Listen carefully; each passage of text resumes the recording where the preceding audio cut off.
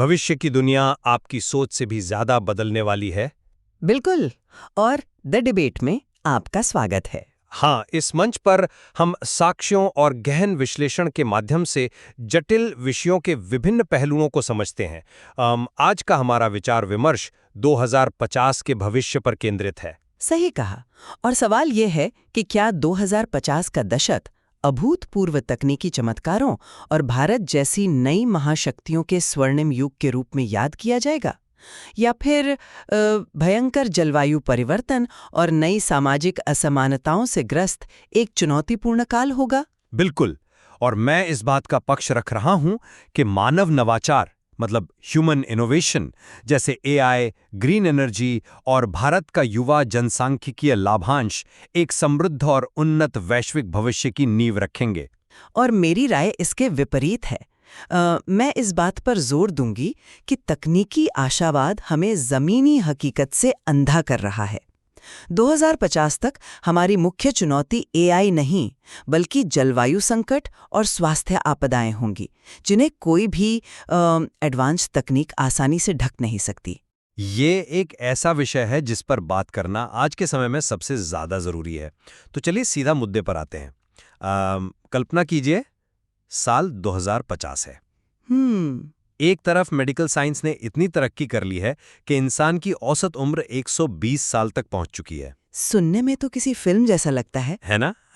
आप एक पूरी तरह से एआई कंट्रोल्ड जीरो एमिशन वाले स्मार्ट घर में बैठे हैं। रोबोटिक्स और ब्रेन कंप्यूटर इंटरफेस ने इंसानी क्षमता को असीमित कर दिया है। स्पेस टूरिज्म आम बात हो गई है। पर एक मिनट सोचिए, जब आप अपनी उसी स्मार्ट खिड़की से बाहर देखते हैं तो बाहर का तापमान 50 डिग्री पार कर चुका है। तापमान तो बढ़ रहा है, लेकिन और दुनिया के करोड़ों लोगों के पास पीने का साफ पानी तक नहीं है। ये कोई कल्पना नहीं है, ये हमारा भविष्य बन रहा है। देखो, मैं समझता हूं कि मौसम का प्रभाव बहुत बड़ा है, लेकिन यहीं पर तो नवाचार की भूमिका आती है। नवाचार? हाँ, अगर हम आज के सबसे बड़े संकट यानी क्लाइमेट चेंज और फूड सिक्योरिटी को देखें तो 2050 तक एआई आधारित प्रेसिजन एग्रीकल्चर और लैब ग्रोन मीट जैसी तकनीकें इन समस्याओं को जड़ से हल कर देंगी। एक सेकंड, आप कह रहे हैं कि तकनीक इन समस्याओं को जड़ से हल कर देगी? मैं इस बात से बिल्कुल सहमत नहीं हूँ। क्यों नहीं? क्योंकि साक्षी कुछ और ही कहते हैं। आप भविष्य की बात कर रहे हैं, लेकिन अगर हम आज का डेटा देखें तो 1961 के बाद से वैश्विक कृषि उत्पादन यानी ग्लोबल एग्रीकल्चरल आउटपुट में पहले ही 21% की गिरावट आ चुकी है। हाँ, गिरावट आई है, मैं मानता हूँ। और ये गिरावट किसी तकनीकी कमी से नहीं, बल्कि बढ़ते तापमान से आई है। जब तापमान बढ़ता है तो गेहूं और मक्के जैसी फसलों के पकने का समय छोटा हो जाता है। ऐसे में आपकी एआई आधारित कृषि क्या करेगी जब मिट्टी और मौसम ही फसल का साथ नहीं देंगे? इसी वजह से तो मैं लैब ग्रोन मीट या वर्टिकल फार्मिंग का जिक्र कर रहा हूँ। आज दुनिया में ग्रीन हाउस गैसों का एक बहुत बड़ा हिस्सा जानवरों को पालने और मीट इंडस्ट्री से आता है। ये सच है। लैब ग्रोन मीट में हम किसी जानवर को नहीं मारते, बल्कि एक सेल लेकर उसे लैब में विकसित करते हैं। इससे न मीथेन गैस का उत्सर्जन होता है और न ही विशाल जमीन की जरूरत पड़ती है। लेकिन ये बहुत महंगी प्रक्रिया है। और ऊर्जा के क्षेत्र में भी हम थर्मोन्यूक्लियर फ्यूजन के बहुत करीब हैं। आसान भाषा में कहें तो हम धरती पर ही एक छोटा सूरज बना रहे हैं। ये बिना कार्बन उत्सर्जन के असीमित ऊर्जा देगा। क्या ये सब चीजें जलवायु परिवर्तन की दिशा को नहीं मोड़ देंगी? ये सभी कॉन्सेप्ट सुनने में बहुत शानदार लगते हैं, लेकिन हमें इनकी व्यावहारिकता को समझना होगा। लैब ग्रोन मीट और वर्टिकल फार्मिंग अत्यधिक पूंजी मांगने वाली तकनीकें हैं। शुरुआत में हर तकनीक महंगी होती है, पर हमारे पास समय कहाँ है? वर्ल्ड हेल्थ ऑर्गेनाइजेशन के अनुसार 2050 तक 80 मिलियन अतिरिक्त लोग भूखमरी का शिकार होंगे, विशेषकर ग्लोबल साउथ के गरीब देशों में। क्या इन गरीब तबकों तक आपकी ये करोड़ों डॉलर वाली तकनीकें पहुंच पाएंगी? स्केल बढ़ने पर कीमतें कम होती हैं। स्मार्टफोन का ही उदाहरण ले लीजिए। स्मार्टफोन और भोजन में बहुत फर्क है। आप जिन फ्लोटिंग सिटीज या समुद्र पर तैरते स्मार्ट शहरों की बात कर रहे हैं, वे केवल दुनिया के सबसे रईस लोगों तक सीमित रहेंगे। ये एक नए प्रकार का क्लाइमेट अपार्थाइड पैदा करेगा। क्लाइमेट अपार्थाइड, ये काफी गंभीर शब्द है। बिल्कुल गंभीर है। अमीर लोग एआई से चलने वाले वातानुकूलित गुंबदों में रहेंगे और गरीब तबका भयंकर गर्मी और पानी की कमी से जूझेगा। अगर अभी नहीं संभले तो 2050 की दुनिया एक भयानक दुष्स्वप्न होगी। मैं आपकी इस चिंता को समझता हूं कि तकनीक का वितरण समान होना चाहिए, लेकिन अगर हम असमानता को थोड़ी देर के लिए अलग रखें तो इंसान के शरीर और स्वास्थ्य पर जो काम हो रहा है उसे आप कैसे नजरअंदाज कर सकती हैं? आप किस चिकित्सा क्रांति की बात कर रहे हैं? मैं टेलोमेर थेरेपी और नैनोबॉट्स की बात कर रहा हूं। हमारे डीएनए के सिरों पर टेलोमेयर नाम के ढक्कन लगे होते हैं।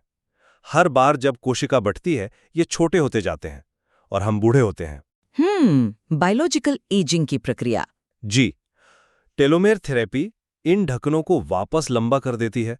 खून में तैरने वाले नैनोबॉट्स कैंसर जैसी बीमारियों को उनके पहले स्टेज में ही खत्म कर देंगे। हम हेल्थ स्पैन बढ़ा रहे हैं।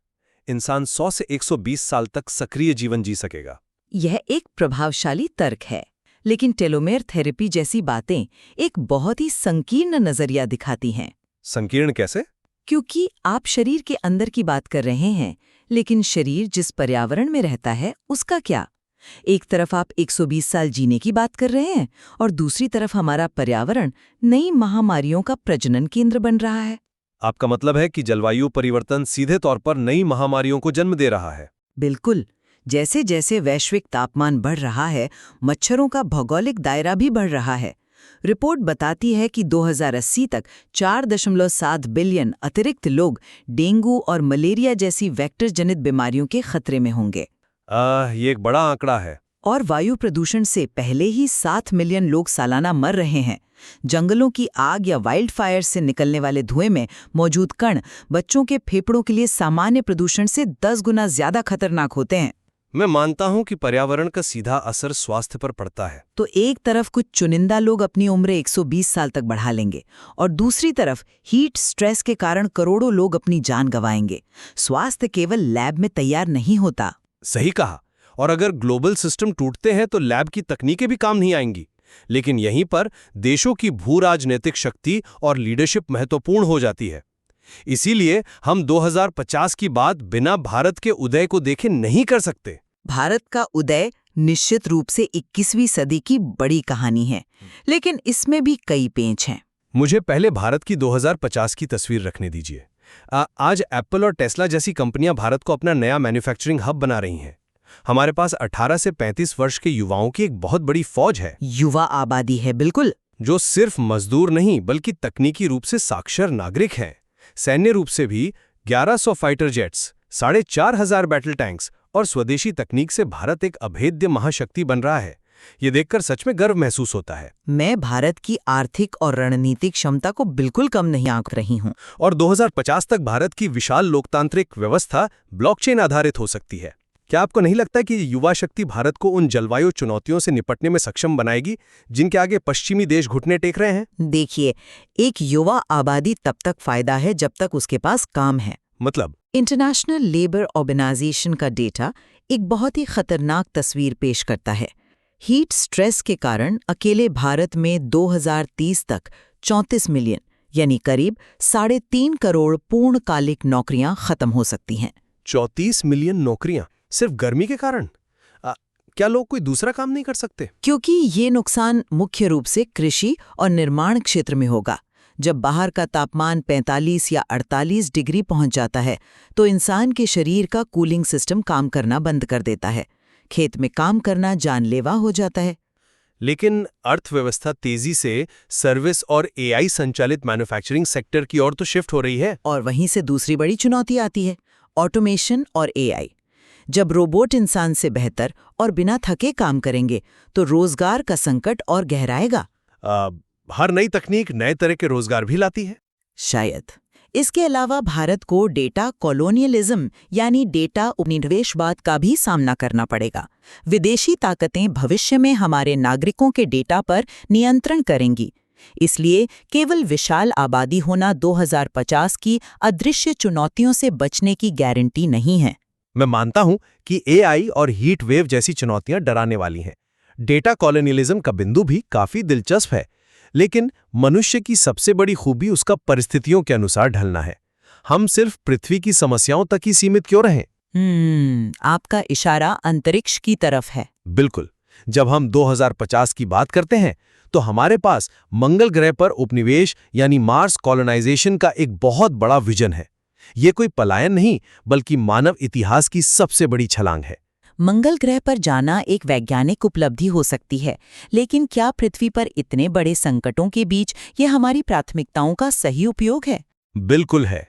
स्पेसएक्स के जरिए 2050 तक मंगल पर एक आत्मनिर्भर शहर बसाने की योजना पर काम हो रहा है, और इसमें भारत भी पीछे नहीं है। हाल ही में इसरो के वैज्ञानिकों ने मंगल पर निर्माण को लेकर एक अविश्वसनीय खोज की है। स्पेस ब्रिक्स के बारे में? हाँ, क्या आप जानती हैं कि मंगल की मिट्टी में परक्लोरेट नाम का एक जहरीला रसायन होता है? भारतीय वैज्ञानिकों ने धरती के एक विशेष बैक्टीरिया को इस जहरीली मिट्टी में मिलाया। मैंने पढ़ा है कि वे एक बायोलॉजिकल गोंद छोड़ते हैं। बिल्कुल, ये गोंद उस जहरीली मिट्टी को फौलाद जैसी मजबूत ईंटों में बदल देता है। जरा सोचिए, हम मंगल की मिट्टी और बैक्टीरिया से ही वहां इमारतें बनाएंगे। हम एक मल्टी प्लैनेटरी प्रजाति बन रहे हैं, जो हमारे अस्तित्व के लिए एक बैकअप ड्राइव की तरह है। बैकअप ड्राइव, यह एक बहुत ही आकर्षक उपमा है। लेकिन माफ कीजिएगा, मुझे ये तर्क थोड़ा पलायनवादी लगता है। मंगल ग्रह कोई स्वर्ग नहीं है। लेकिन वहां जीवन बसाया जा सकता है। वहां का औसत तापमान -62 डिग्री सेल्सियस रहता है। हवा में 95% कार्बन डाइऑक्साइड है। खुद एलन मस्क ने स्वीकार किया है कि शुरुआती यात्राओं में सफलता का चांस केवल 50-50 है। क्योंकि अगर कल को पृथ्वी पर कोई एस्टेरॉयड गिर जाए तो इंसानियत खत्म ना हो। लेकिन हम खरबों डॉलर एक ऐसी बंजर जमीन पर खर्च कर रहे हैं। इसे ऐसे समझिए, मान लीजिए आपके घर में आग लगी है और आप आग बुझाने के उपकरण खरीदने के बजाय लाखों रुपए अपने पड़ोसी के बंजर प्लॉट पर एक टेंट लगाने में खर्च कर रहे हैं। क्या ये समझदारी है? क्या हम अपनी प्राइमरी हार्ड ड्राइव यानी पृथ्वी को इसलिए छोड़ देंगे क्योंकि उसमें कोई वायरस आ गया है जिसे हम ठीक कर सकते हैं? साक्ष्य स्पष्ट रूप से बताते हैं कि ग्लोबल वार्मिंग को 1.5 डिग्री तक सीमित करने से 150 मिलियन समय से पहले होने वाली मौतों को रोका जा सकता है। आपका टेंट और आग वाला उदाहरण सोचने पर मजबूर करता है, लेकिन अंतरिक्ष अन्वेषण और पृथ्वी को बचाना, ये दोनों एक दूसरे के दुश्मन नहीं है। दोनों के लिए संसाधन तो एक ही जगह से आते हैं ना? पर तकनीक ट्रांसफर होती है। मंगल पर पानी को रिसाइकिल करने के लिए जो सिस्टम बनेंगे वे पृथ्वी के सूखाग्रस्त इलाकों में काम आएंगे। जो हाई एफिशिएंसी सोलर पैनल अंतरिक्ष के लिए बनते हैं वे यहां हमारे कार्बन एमिशन को कम करेंगे। सैद्धांतिक रूप से आप सही हैं, लेकिन व्यावहारिक रूप से संसाधन सीमित हैं।